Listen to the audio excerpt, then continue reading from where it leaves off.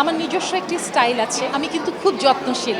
আমি ফারজানা ছবি একজন অভিনয় শিল্পী। একজন শিল্পী কখনো একটি ছকে আবদ্ধ হওয়াটা ঠিক না। যত্নে রত্ন মেলে জুয়েলারিগুলো এখনও আমার কাছে সযত্নে আছে। আমি কিন্তু খুব যত্নশীল।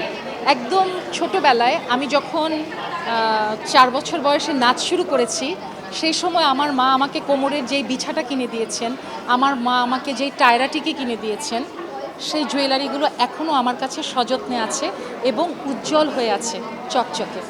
একটা কথা আছে না যে যত্নে রত্ন মেলে। তো একটা সময় মনে মনে ভাবতাম যে ওই জুয়েলারিগুলো হয়তো পুরনো হয়ে গেছে, কিন্তু আসলে তা নয়। সেগুলো এখন ঘুরে ফিরে আবার নতুন হয়ে ধরা দিচ্ছে এবং সেগুলোরই আবার ফ্যাশন স্টাইল আবার চলতি সময়ে চলে এসেছে। আমি সবসময় একটি বিষয় মেনটেন করি, আমার নিজস্ব একটি স্টাইল আছে।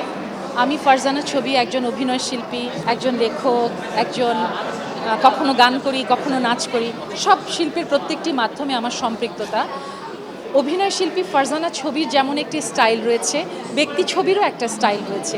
সেই সাথে ফ্যাশন, যে চলতি ফ্যাশন যেটাকে আমরা বলি, যেটা পরিবর্তিত হয়, সেই পরিবর্তিত ফ্যাশনের সাথে আমি স্টাইলের একটা সামঞ্জস্য করতে চেষ্টা করি এবং সেই সামঞ্জস্যতা আপনাদের যখন ভালো লাগে তখন আমার মনে হয় যে তাহলে আমি নিশ্চয়ই সার্থক।